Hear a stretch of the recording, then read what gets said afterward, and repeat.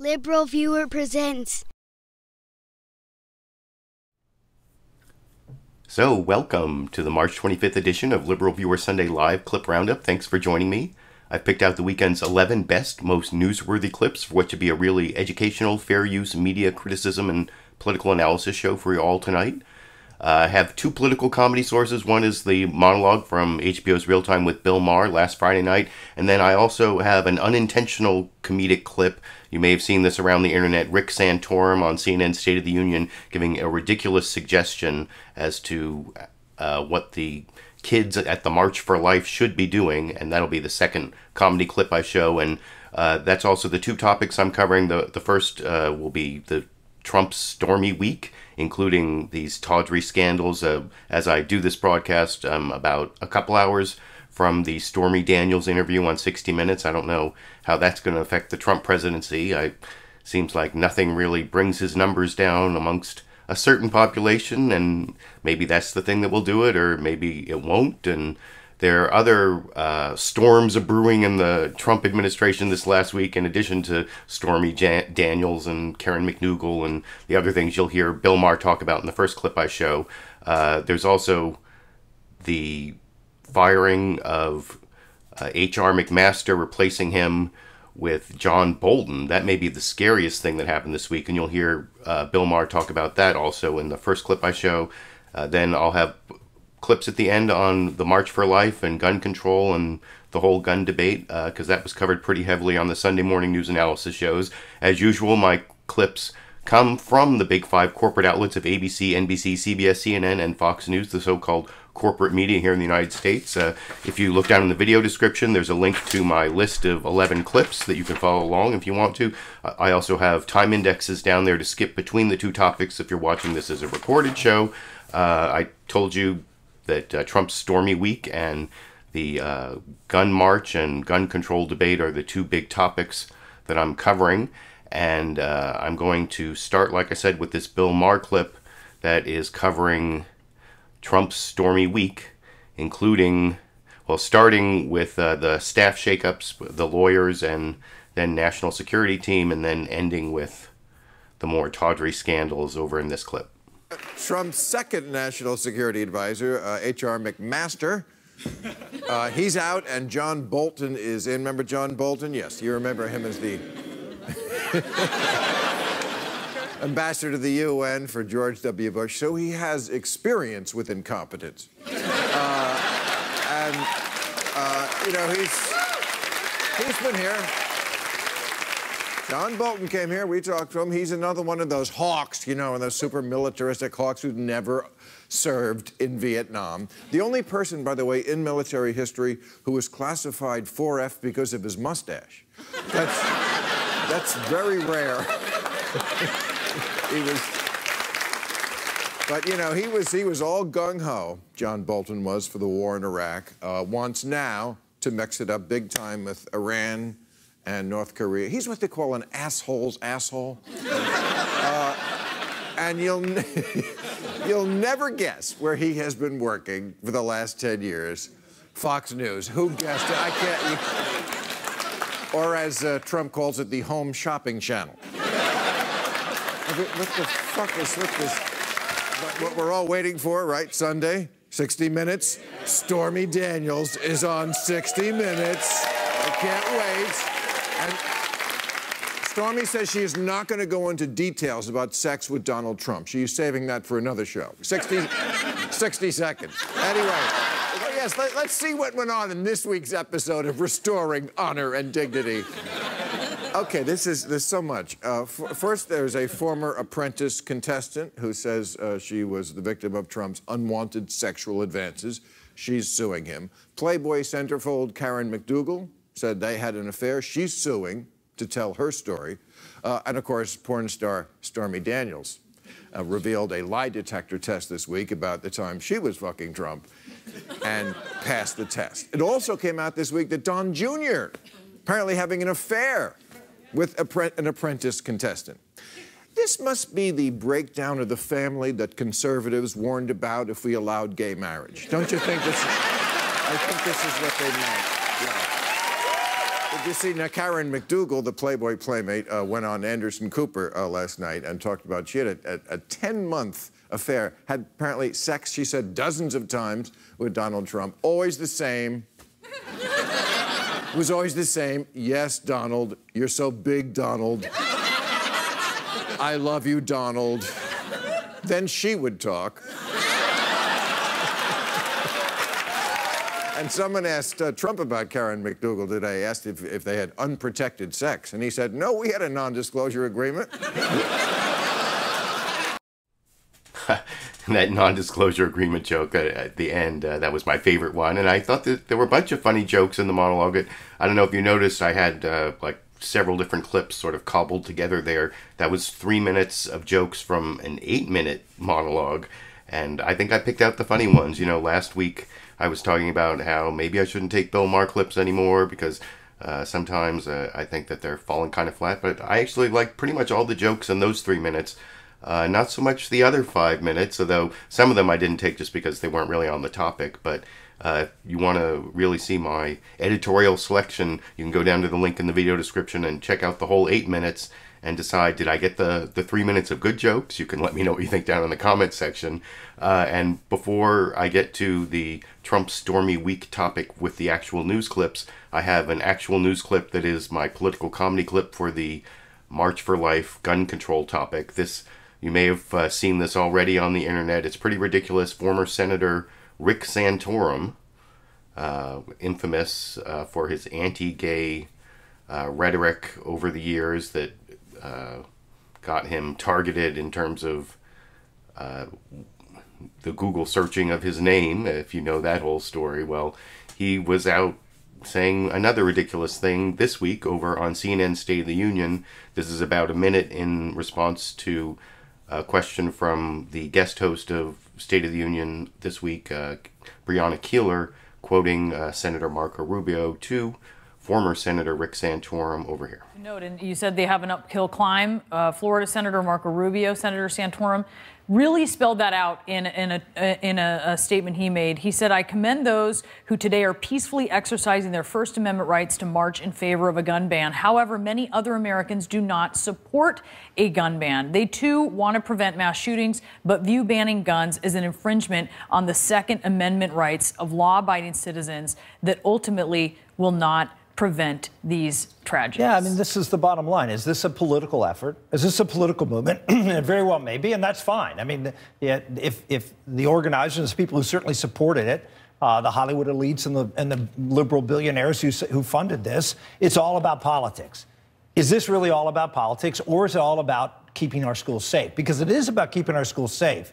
Then we have to have much broader discussion than the discussion that's going on right now. How about kids, instead of looking to someone else to solve their problem, do something about maybe taking CPR classes or trying to deal with situations that where there is a violent shooter that you can actually respond to that. How are they looking at other people? I would ask you, they... CPR classes? Respond to shootings in schools with CPR classes? That is almost literally recommending putting a Band-Aid on a bullet wound. I mean, that was pretty ridiculous. Next week there won't be any Bill Maher, there won't be any Saturday Night Live, so I may just have to find my political comedy in the actual news clips. And if what we got from Rick Santorum is any guide, that was I don't know, as absurd, funny in an absurd way, pretty much to the same level of humor as any of those jokes from Bill Maher, or at least I think so. Humor is subjective, so you can let me know what you think down in the comment section. And now I'm going to get to my actual news clips. The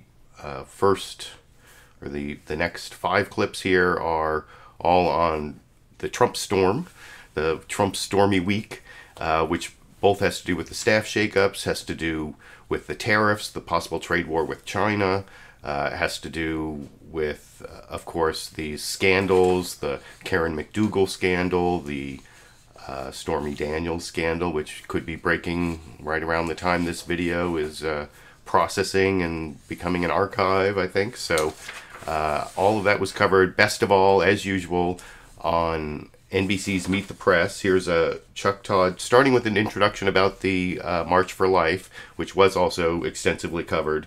but then talking about Trump's, the crisis, chaos, and confrontation, and all the Fox News replacements that are coming to the Trump administration by the end. And I'll talk about it with you after we watch that 4-minute, 40-second clip together over here. Weeks after 17 people were murdered in that mass shooting at a high school in Parkland, Florida, hundreds of thousands of people, led and inspired by students, marched in more than 800 cities and towns around the country and the world against gun violence. Now, we've seen marches for civil rights, for women, for the Tea Party, but this is a first on the issue of guns. The largest of the gatherings was right here in Washington, D.C., where students from Marjory Stoneman High School issued a challenge to members of Congress. They know that if there is no assault weapons ban passed, then we will vote them out. They know that if there is no tightening of the background checks, we will vote them out. We're going to have much more on the debate over guns in America later when we bring you my discussion with 7 people in Madison, Wisconsin, gun owners and opponents, on how to prevent gun violence while still respecting and abiding by the Second Amendment. It's all part of the NBC News series Solutions, Gun Violence. But we're going to begin this show with a president who increasingly seems to embrace crisis, chaos, and confrontation as his White House management style. In just the last 2+ weeks, President Trump has added or promoted 4 men to his team, all of whom the president considers to be fighters, replacing people who told him things he didn't want to hear. And Mr. Trump is gearing up for many fights against China on trade, against North Korea and its nuclear program, against Iran and the nuclear deal struck by President Obama and U.S. allies, against Robert Mueller and the Russia investigation, and against Stormy Daniels and her claim of a sexual affair. To some Americans, President Trump's staff changes and legal changes mean the world just got a lot more dangerous. To others, he just did what was necessary to get tough with his and the country's adversaries. Mr. Trump is reveling in the chaos he creates and testing his limits. You're fired. Get the hell out of here. I made a lot of money with that phrase. This week, the president continued to dismiss advisors who had put up guardrails on Iran and North Korea, on trade, and on his own legal defense, replacing them with a combative, cable news-ready team eager to say yes to his first instincts. On Thursday morning, the president's chief lawyer handling the Mueller probe, John Dowd, resigned after Mr. Trump made it clear he was bringing in a more aggressive attorney, a frequent commentator on Fox News, Joe DeGenova, who has pushed this conspiracy theory on television. Make no mistake about it, a group of FBI and DOJ people were trying to frame Donald Trump of a falsely created crime. I think President Trump's going to war. I think it's very obvious he's going to go to war in this. The president suggested that, at least for now, he plans to ignore Dowd's advice against sitting down with the special counsel. Would you still like to testify to special counsel Robert Mueller, sir? Thank you. I would like to. By Thursday evening, National Security Advisor H.R. McMaster was out. Former UN Ambassador John Bolton was in, hearing of the announcement, appropriately enough, while on TV. I think I still am a Fox News contributor. No, you're not, apparently. I didn't really expect an announcement. Bolton is an advocate of regime change in Iran and North Korea, recently calling a preemptive strike in North Korea perfectly legitimate. I think that their history over decades is that they, like Iran, like others, use negotiations to buy time to conceal their nuclear weapons and ballistic missile activities. And he continues to defend his support of the Iraq War, which the president campaigned against. The war in Iraq was a big, fat mistake, all right? But the president has long been enamored with TV-friendly advisors. Who do you talk to for military advice right now? Well, I watch the shows. I mean, I like Bolton. I think he's, tough cookie, knows what he's talking about. Mr. Trump's shifting moods and willingness to be guided by Fox News and other conservative commentators is creating confusion inside the White House. On Thursday, Mr. Trump's top aides declared victory on the congressional spending bill. Is the president going to sign the bill? The answer is yes. But on Friday morning, the president tweeted that his answer might be no, threatening a veto, after many on Fox News tore the bill apart. So this is not what the president promised. Then the president held an event to announce that, actually, he was signing the bill anyway. I'm feeling like I just saw Donald Trump get on the escalator and go back up.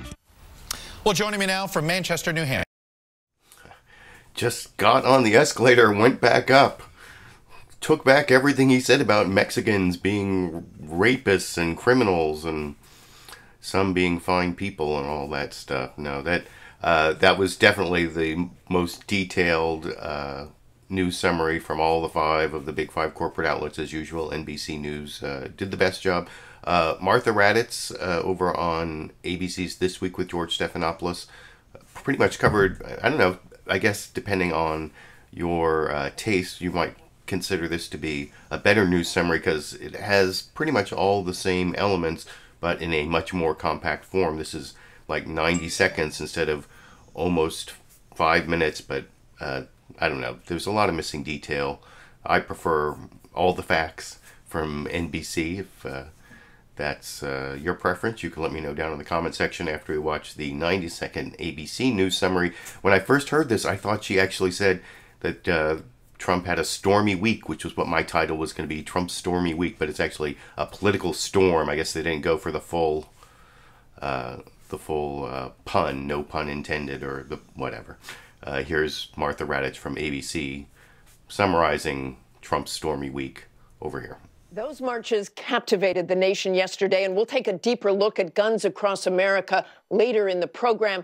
But we turn now to that political storm consuming the White House. President Trump is increasingly acting on his own, leaving his staff in the dark about his next move. Case in point, his Friday morning tweet threatening to veto the budget deal his team vowed he'd sign. At midday, the president called a last-minute news conference, which staff called a bill signing, which ended up being neither. Earlier in the week, the president slapped $60 billion in tariffs on Chinese goods, potentially edging the U.S. closer to a trade war. And on Thursday, yet another surprise, a tweet announcing National Security Advisor H.R. McMaster was out, and former UN Ambassador John Bolton would replace him. The announcement came as a shock even to Bolton, who said he was caught off guard during a live interview. The staff shakeup also came just before a primetime interview with Karen McDougal, a former Playboy model who says she had an affair with the president years ago. And tonight, another potentially explosive interview is set to air, this one with adult film actress Stormy Daniels, who says she too had an affair with Trump and was paid to keep quiet about it. So what's at stake for the president? Let's bring in ABC. So, like I said, that's more compact if you like that. And I forgot one of the things I like about that news summary better than the other one is that Martha Raddatz actually pointed out how Donald Trump had announced the John Bolton appointment right at the time of the Karen McDougal interview on CNN, or right before, I think, which some people thought meant that something big, Trump was going to do something big right around now to distract from the Stormy Daniels interview. I don't know. I'm all busy broadcasting, so let me know if anything explodes or I don't know. Hopefully not. It was just a theory out there amongst the punditry that was pretty prevalent on the Sunday morning news analysis shows, and you saw Martha Raddatz kind of implied it there. Over on Fox News Sunday, oh, by the way, Martha Raddatz did do a whole setup on the March for Life and gun control that I didn't play there because I just wanted this topic's news summary there. But Fox News Sunday, they didn't really have much about the staff shakeup. They talked a little bit about the staff shakeup on the panel, and the names Stormy Daniels and Karen McDougal were never mentioned on Fox News Sunday this morning. Over on Face the Nation, they didn't really have a news summary about the stormy Trump week, but they did at least mention Stormy Daniels on the panel, in the panel discussion. So it wasn't totally missing like over on Fox News Sunday. But the real outrage over on Fox News Sunday, of course, was this omnibus spending bill, which you heard briefly mentioned in both those last two news summaries. And I'm going to show Chris Wallace, standing up for all the outraged conservatives about Trump signing this bill that raises spending and gives Democrats all these things that they want, but also raises military spending. Here he is talking to Treasury Secretary Mnuchin, and that is one of the questions from the right that he asked a somewhat confrontational question to the Treasury Secretary about, but he did not ask him about Stormy Daniels or a lot of things. I think Stephen Mnuchin, who was the only representative of the Trump administration on any of the Sunday shows this morning, I think, and he got, in some ways, kind of a softball interview, although this is one of the harder questions because Trump failed so many people on the right. As you saw, Rush Limbaugh in that previous clip about how Trump just is going back up the escalator, and he also really annoyed Ann Coulter and Laura Ingraham, and here's Stephen Mnuchin's response to that. We had some drama on Friday when President Trump threatened for a few hours to veto the $1.3 trillion spending bill that Congress had passed, and then eventually signed it. And when he signed it, not very happily, he issued this warning. I say to Congress, I will never sign another bill like this again. I'm not going to do it again. Question, what is the president saying? Is he saying that he'll not sign another omnibus spending bill, that it's got to be individual spending bills for each department? And this is something, the Republicans are in control of the House and the Senate, and the bill that was passed. Aren't they responsible for this big omnibus grab bag spending bill? Not at all. So first of all, as you know, you need bipartisan support in the Senate to get the bill passed. So even though the Republicans control the Senate, they couldn't pass this alone. It was a difficult decision for the president, and I understand that, because the president's main priority was to get money for the military. Given everything that's going on in the world, that is absolutely critical. And the Democrats held us up. Our original budget was we would keep everything else balanced, but the Democrats demanded a massive increase in non-military spending. And that's going to balloon the deficit, and that's something we're going to have to deal with. But I was going to say, that's going to happen next time. When the next spending bill comes up in October, they're going to be demanding parity as well. I'm not saying it's right or wrong, but it is reality. Well, it doesn't need to be reality, and I'm not going to comment on what the president will do, but as you heard him say, he's not planning on doing this again. I think they should give the president a line item veto. These things should be looked at. That's been ruled unconstitutional by the Supreme Court, sir. Well, again, Congress could pass a rule, okay, that allows them to do it. No, sir. It'd be a constitutional amendment. Chris, we don't need to get into a debate in terms of there's different ways of doing this. My comment is it's clear what happened.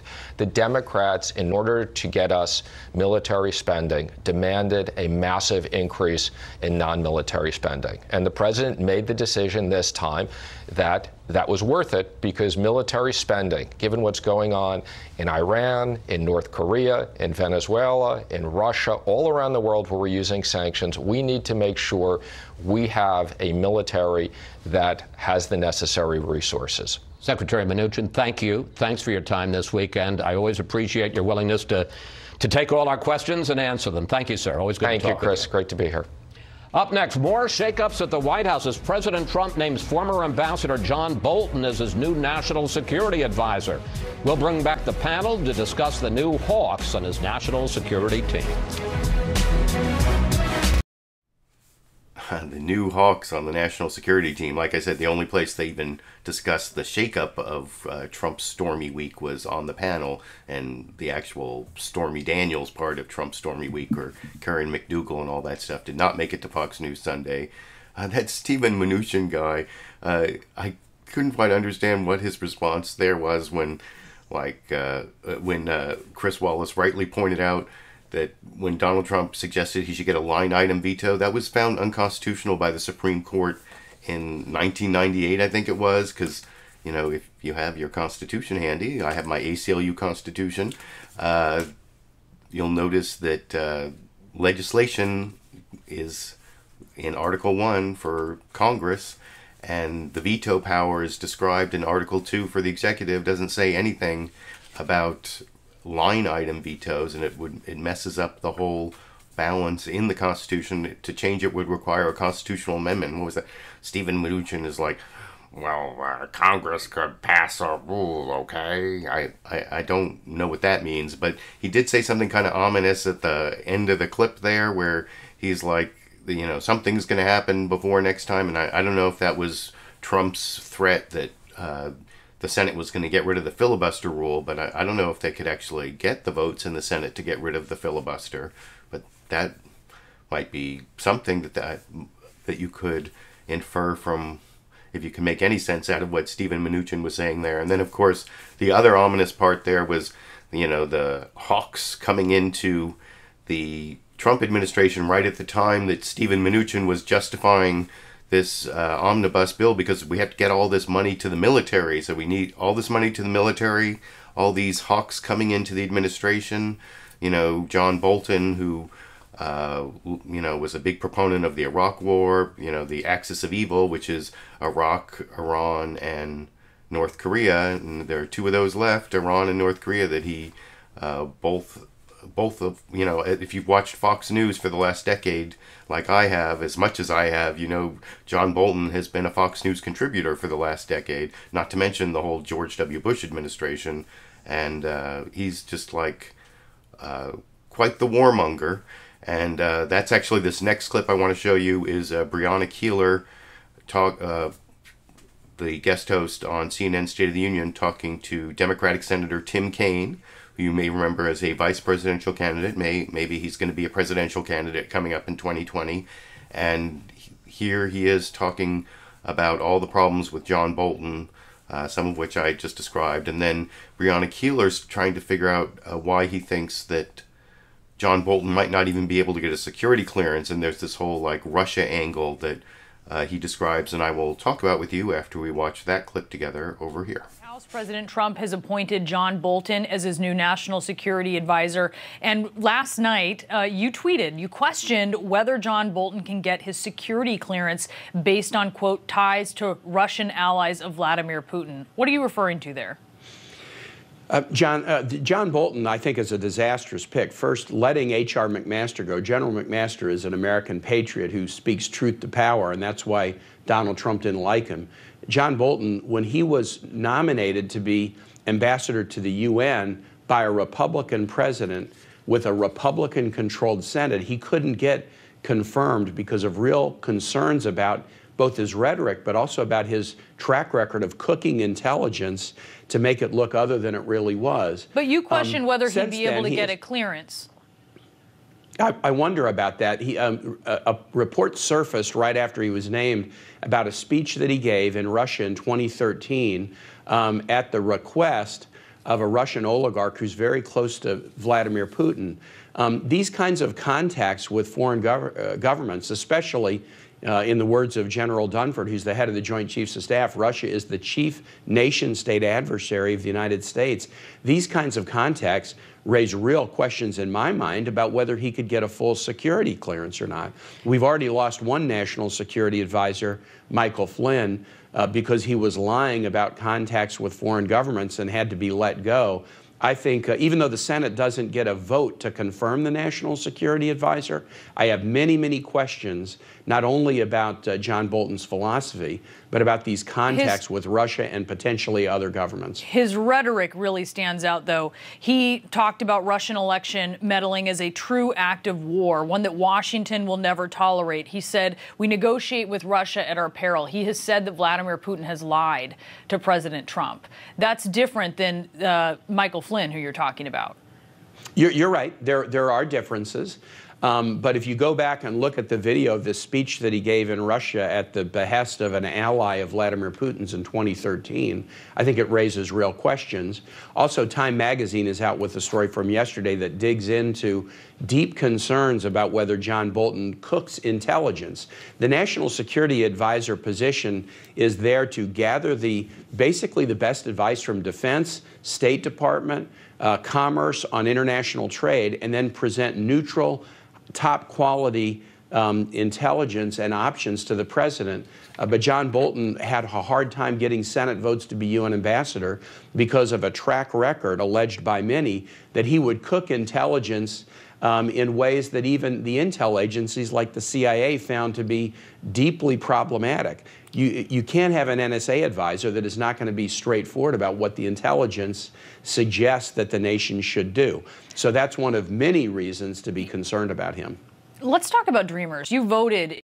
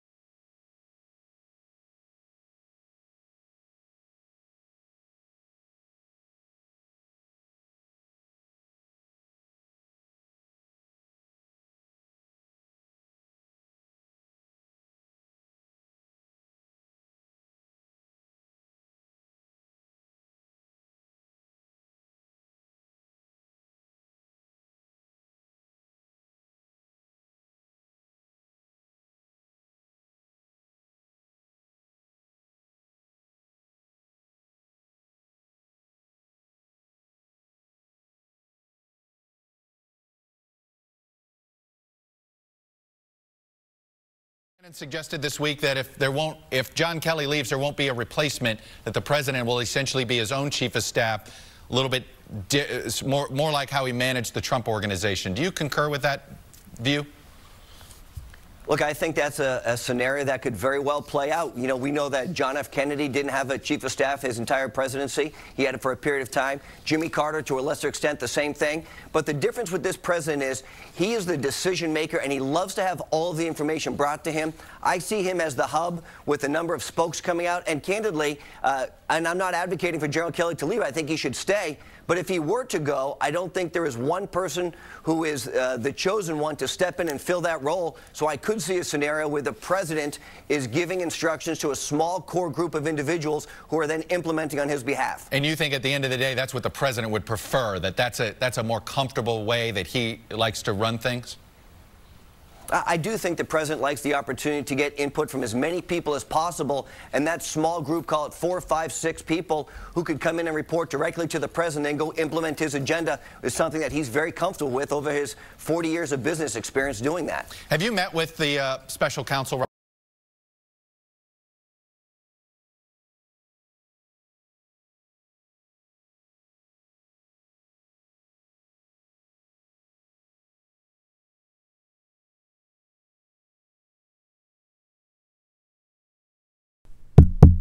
There we go. Sorry, I don't know what happened to my microphone there, but thank you for the live viewers who let me know my microphone was out.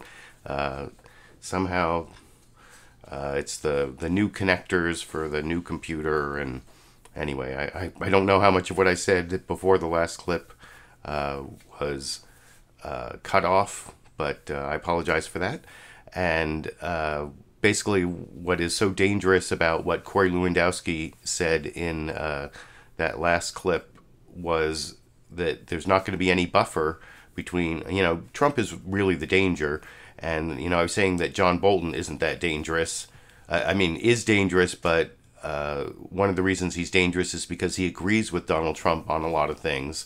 And so he will be an enabler and a conduit for Donald Trump's worst instincts, unlike the Secretary of Defense Mattis, who is still there, and the National Security Advisor, H.R. McMaster, who John Bolton is replacing. John Bolton, did you hear me talk about John Bolton not believing in the United Nations? Was the microphone microphone out for that whole thing? Well, anyway, I apologize for that. I can't remember everything I said before I showed the clip. But the other reason it would be so dangerous if Donald Trump decided to be his own chief of staff is that Donald Trump has this tendency to agree with the last person who talked to him. And one of the things the chief of staff does is they regulate who comes in and gets access to the president. And if it's like random, if he's like in the middle of the spokes and all these people are coming to talk to him, he's going to be so much more erratic in terms of his policy positions, because he's already been pretty erratic.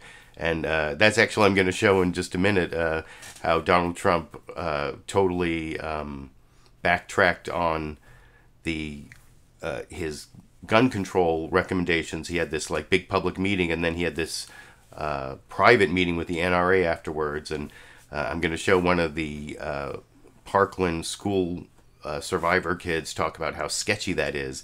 But I'm about to switch topics. Maybe this is a good place for me to play the bonus Sandy clip.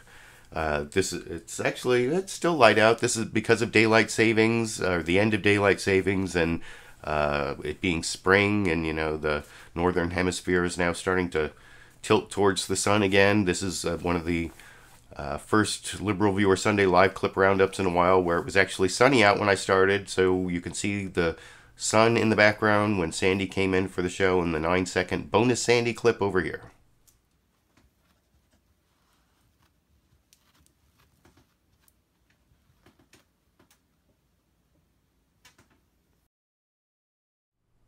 There you go. Now Sandy's, she's looking at Sandy's right over there, lying down, looking at me. I don't know. I can't even get the microphone. I was hoping to get like a Sandy cam connected in here. Maybe I need to use but I can't even get the microphone to stay connected. That's pretty sad. Well, I don't know. There are all sorts of like ways to put in webcams and internet cams, and I still haven't read the manual on my upgraded Wirecast software I downloaded. But before I get to the next topic, I did see that I got some super chat contributions along the way. £2 from Nelson 100. I appreciate that. And then $2 from G Wolf 333 saying I finally made the plunge at the $5 a month. Is that a new Patreon contribution? Yeah, that's the other way you can support my videos, is become a patron on Patreon at the $5 a month level. I send you out one of these hashtag LiberalViewer stickers. It's made of weatherproof vinyl, so you can even put it on a car bumper if you want. And at the $10 a month level, I send out these ACLU constitutions. On request, I will inscribe it with, like 140 characters or of your favorite part of the Constitution, or also on request, instead of sending it to you, I will send it to President Donald Trump at 1600 Pennsylvania Avenue. I haven't gotten one of those requests yet, but that's something I will also do. And so those are different ways to support me. Also, you can just give me a thumbs up down there below the video, or supportive comments. All those things help me keep going here. And now I actually want to get to the second topic, the March for Life, which was, I heard 800,000 people in Washington, D.C., and then all over the U.S. and the world. My daughter, actually, she came back with this sign. I wasn't there because, well, among other things, I hurt my back and I can't march. But students demand action for gun sense in America. I actually, I'm not a strong believer. Oh, Sandy's barking. I think I might have another book delivery coming. You can hear Sandy barking in the background. See, I always say Sandy's right there, and you never know. Anyway, now you can hear Sandy. Hey, Sandy, come on. What was I saying? Oh, I've never been that strong a believer in the efficacy of gun rights to protect people from the government, or even so much for self-defense, because guns in the home so often end up hurting people who they're supposed to be protecting. Half of all the gun deaths in the United States are deaths by suicide. And on the other hand, I've never really been that strong a believer in the efficacy of gun control. Not that I oppose it.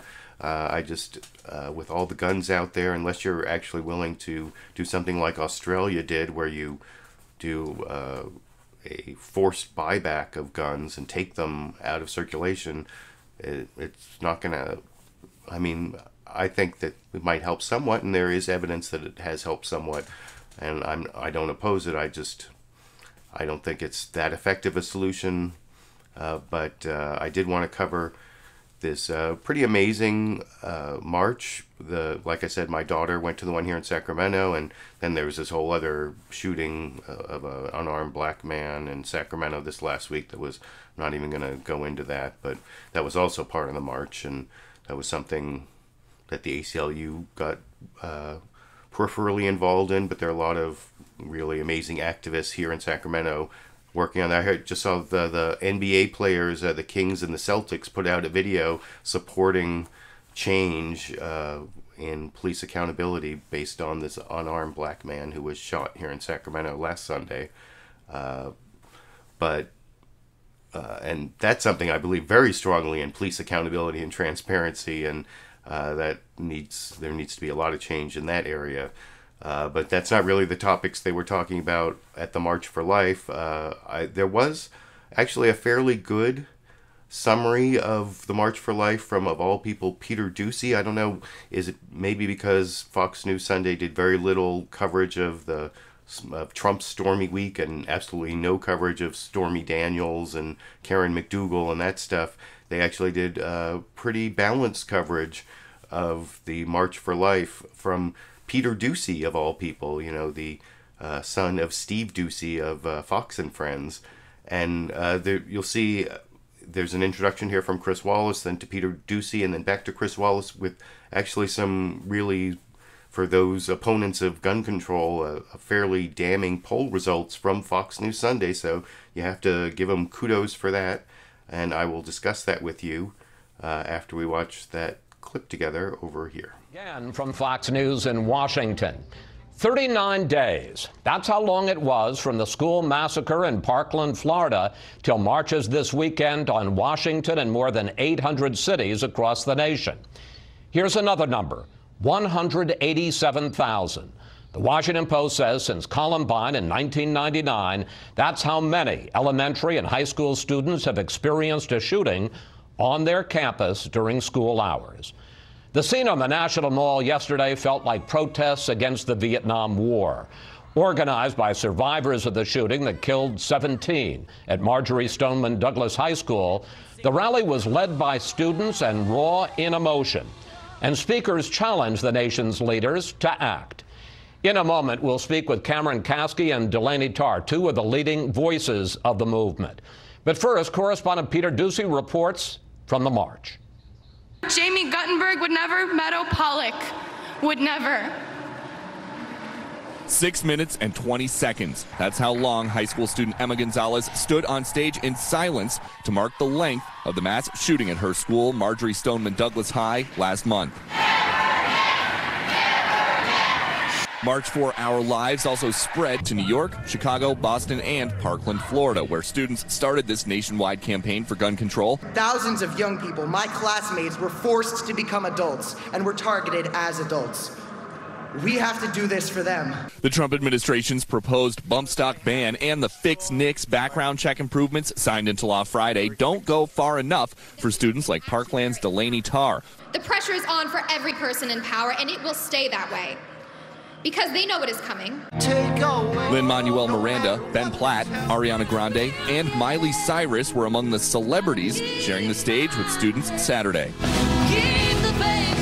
President Trump is in Mar-a-Lago this weekend, but a White House spokeswoman applauded young people exercising their First Amendment rights. As for the NRA, unlike the day of the school walkouts when they tweeted, "I'll control my own guns, thank you," no response during the rallies, even though a high percentage of protest signs were aimed at them. To all the politicians out there, if you take money from the NRA, you have chosen death.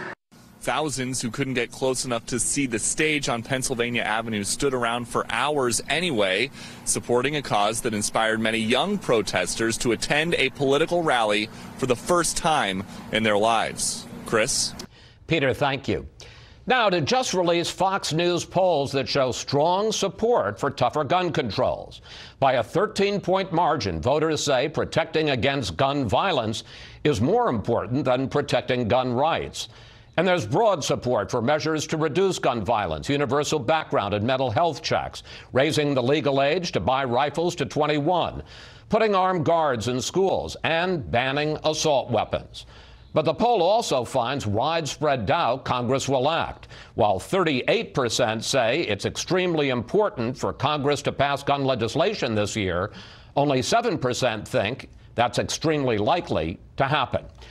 Joining me now, two students from And I'm actually going to show those two students in the next clip in just a second, but I thought that was, like I said, that was really good coverage from Fox News Sunday in terms of the poll results showing the popularity of gun control. The Peter Doocy story was pretty fair and balanced. The one quibble I would have is he started off by saying that Emma Gonzales had this 6 minute, 20-second silence in her speech, which is not true. It was more like 4 minutes, 5 seconds. It was 6 minutes, 20 seconds from when she got out there to when she said to when she ended her silence. So I'll actually show a Face the Nation clip that makes that clearer. And that's I had read an article on Slate magazine where that was one of the corrections they put in. But of course, I'm sure there won't be any correction from Fox News because Fox News isn't big on the corrections, at least based on the 200 plus Fox News bias videos I made over the years. I certainly didn't get a lot of corrections or really any correction. I did see them make corrections, but not based on any of my videos over the years. But I also have to give Fox News Sunday kudos for letting this Delaney Tarr student from Parkland, Delaney Tarr, come on and actually call the President of the United States sketchy for making all these promises about gun control and then having a private meeting with the NRA and backing off all of them. And then I'll show just a little back and forth with Delaney, Tarr, and then Cameron Kasky, the one of the big leaders of the Parkland students, in this little under 2-minute clip from Fox News Sunday here. And why is it that you think that the rhetoric ended and he backed off a lot of the more extreme steps or stronger steps? You know, he had a meeting with the NRA after that, and suddenly he backed down. And is that what you think it is? I mean, to call it a coincidence seems like a bit of a stretch, because to say all of these incredibly firm stances and then to immediately backpedal on them after having a meeting with the NRA, and not a long time period of difference there, it reads sketchy to me. The NRA says that what you guys want to do is not just take away semi-automatic weapons, just take away high-capacity weapons. You really want to take away people's guns. Here is one of your fellow students at Parkland, Kashuv, talking during the march yesterday. They truly don't know what they're marching for. They think that they're marching to end school violence, but in reality, the March for Our Lives website has it listed that they want to ban assault rifles. Cameron, how do you respond to Kyle? Well, first of all, we are not just marching to end school violence. We are marching to end violence all over the country, because that's where it happens.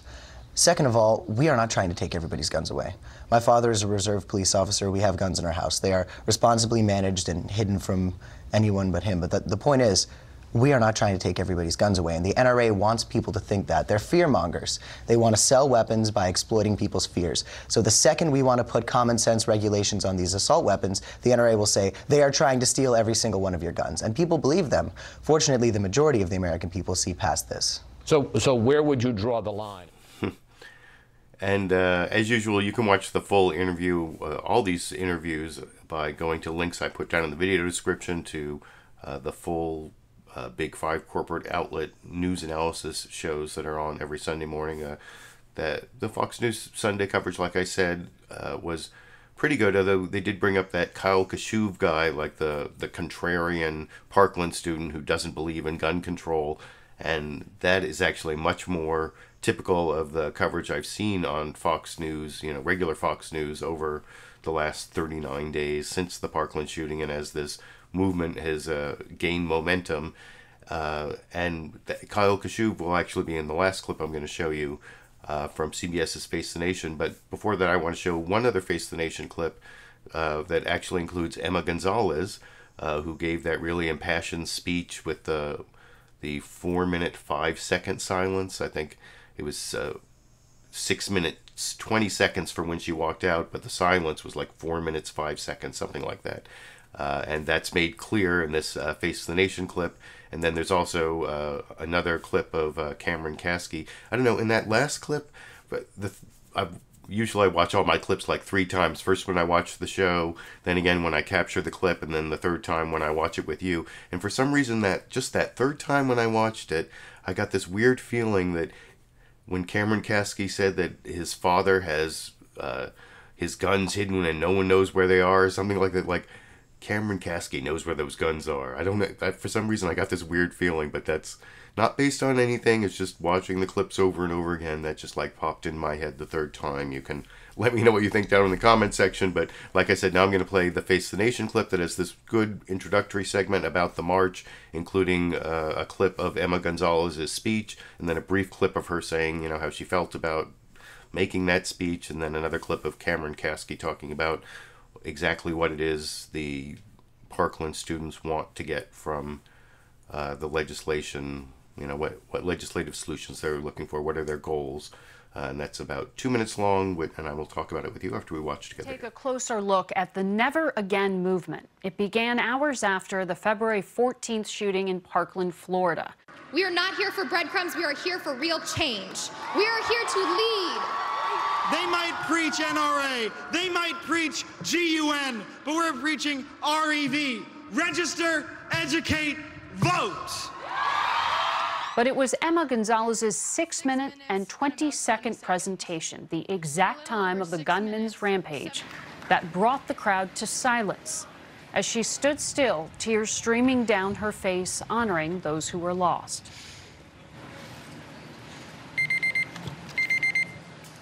Since the time that I came out here, it has been 6 minutes and 20 seconds. The shooter has ceased shooting and will soon abandon his rifle, blend in with the students as they escape, and walk free for an hour before arrest. Fight for your lives before it's someone else's job. Today, we welcome 5 of those student activists: Jacqueline Corin, Ryan Deitch, Delaney Tarr, plus Cameron Kasky and Emma Gonzales. Emma, what was that like watching yourself on tape there? That was kind of weird. I mean, in the moment, it felt so good to finally say it, because of course it's really stressful the whole day. You're waiting and waiting and waiting, and I was the last one, so it had just been building up, and it felt so good to finally say it. Cameron, what is the overarching policy goal here? I mean, what are you asking for here in Washington? Well, here in Washington, we are demanding an assault weapons ban. We are demanding the prohibition of sales of high-capacity magazines. And we are demanding universal background checks, which is something you'll see from the polls. Pretty much the entire country is behind, and yet we've seen nothing of it. Well, you did have... So, yeah, I saw in the live comments there, you're all like trying to debate how long the silence was. What she did is, it was 6 minutes and 20 seconds from when she came out to when that alarm went off, and she said that's how long it had been. I believe she spoke for a couple minutes. Do the math, but it was, the silence was 4 minutes 5 seconds, so I guess then she spoke for like 2 minutes 15 seconds, and then there was like a 4 minute 5 second silence, and then that thing went off, and then she continued to the end there. So does that clear it up for everybody? I don't know why that was so difficult. So yeah, it was 2 minutes and 15 seconds of speaking, 4 minutes and 5 seconds of silence, for a total of 6 minutes and 20 seconds before that alarm went off and she finished her speech. And she was like crying. It was really moving. I mean, go watch the whole speech. Don't make me sit here and do the math. You go and watch the whole speech. And but I also, like I said, I think that all those things that Cameron Kasky was asking for are reasonable, common sense gun control, even though I'm not a strong proponent of gun control. I mean, the assault weapons ban, if it's based on, you know, the velocity and the size of the bullets, so that and also how fast they fire, if you want to limit all those things, that makes guns less dangerous. If you want that, you know, the way they used to do the assault weapons ban was like based on whether it had like a special grip or a special sight, and it was kind of a stupid regulation, although it apparently did cut down the number of deaths at mass shootings, although, you know, correlation isn't necessarily causation, and it's all a very difficult subject. But universal background checks, that seems like a no-brainer, as they say.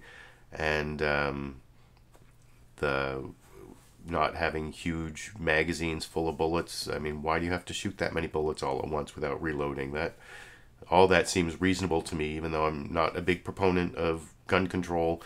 Now, I talked about how Fox News has really been pushing this alternative facts narrative with this contrarian Parkland student, Kashuv, I think that's his name, right? And he was actually interviewed on Face the Nation, and I don't know, I didn't find him very persuasive. I don't know what his deal is. You can tell me what you think of him in the final clip I'm going to show you. This is a little under 2.5 minutes, also from Face the Nation. Margaret Brennan giving a little introduction about Kashuv and his contrarian position. He actually asked for a debate with Cameron Kasky on gun control, which I don't know if that's going to happen, but that is a little bit after I cut off the clip, I think, but you get the flavor, I think, from the first 2.5 minutes here. We want to turn now to a student at Stoneman Douglas High School who has an opposing viewpoint in the debate over gun violence. Since the shooting at his school last month, Kashuv has met with President Trump and First Lady Melania Trump, along with top lawmakers in Congress, pushing proposals to improve school safety and voice his support for the Second Amendment. With guns who will And Kyle Kashuv is here with us today. Kyle, welcome to Face the Nation. Thank you. Now, you don't necessarily support the march that just happened, but tell me why you're here in Washington. Well, look, I'm here for one very simple reason. I don't want to see this ever happen again. And when I saw the march yesterday, which really frustrated me, is that I have a different point of view, but what really concerned me was that how come I wasn't invited to speak at the march? Because as Americans, we all have different point of views, and it's important to represent them all equally. And your point of view is what? You don't agree with the agenda that they're laying out there in terms of restrictions on assault weapons? Well, yeah. I mean, I talked to senators and I looked at all the facts, and they all point in the same direction, that a ban on assault weapons will not solve this issue. It's simply restrictions on high-capacity magazines. That won't solve the issue. What we've seen is that there are certain things such as enforcing the regulation that's currently in law. I mean, we've seen on so many different levels that the cowards of Broward failed, the FBI failed, Sheriff Scott Israel failed. So many different multi-layered levels failed in Parkland, and it's absolutely reprehensible that I didn't see one single poster yesterday at the march that said F the NRA, that said F Sheriff Scott Israel. So you are a survivor. You lived through this assault yourself. What do you think would have prevented another student like you from going through something similar? Well, look, I mean, this kid was flagged. He was flagged by the Child Protective Services. The shooter. Yeah, I don't like to say his name out. I prefer not to. He was flagged by the FBI. He was flagged so many different times by the Broward Sheriff's Office, and we need to see that we have to hold our government accountable. We have to, because this can happen again if our government does not do what it's supposed to do. And I find it ironic that after all this, and we've seen so many different government failures, we want to trust the government even more. Do you have any points of agreement? And like I said, it goes on there, but by the way, if you want to know if he has any points of agreement with the other Parkland students, his point of agreement is this should never happen again. But actually, I don't disagree or don't think anything Kyle Kashuv said in that last clip was untrue.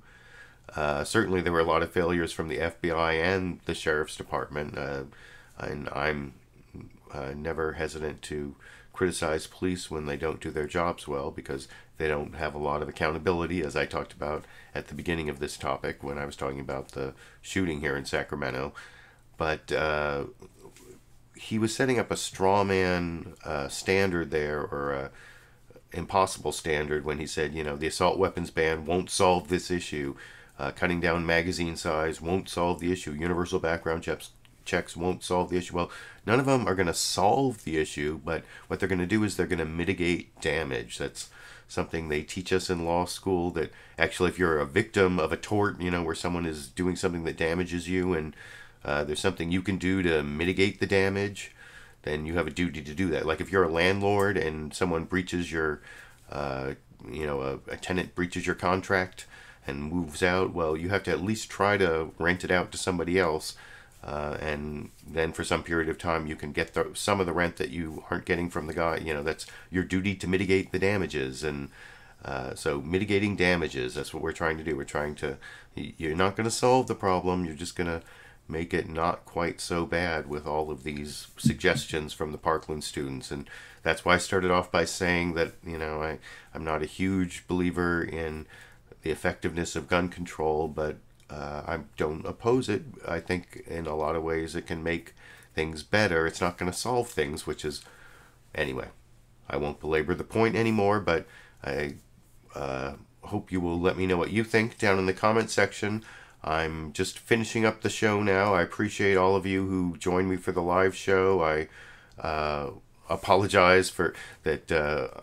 Unlike Emma Gonzales, my period of silence there was completely unintentional, and I was moving my lips the whole time, so you can see I was trying to talk to you.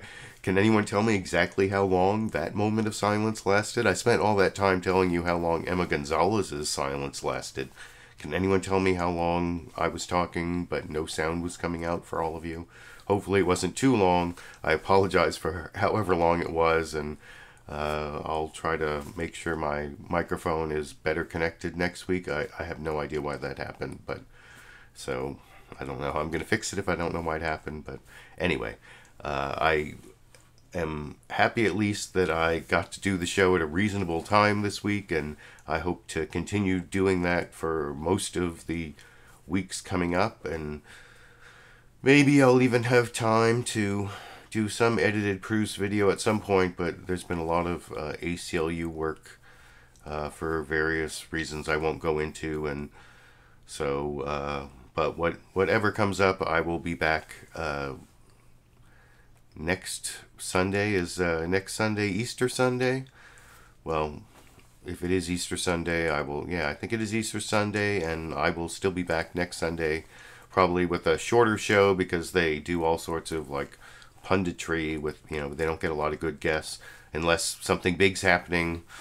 I don't know, with the Trump administration, I guess you never know, but anyway, until I find some time to make an edited produced video, or until next Sunday when I come back at some reasonable time, I guess I will be seeing all of you around the internet.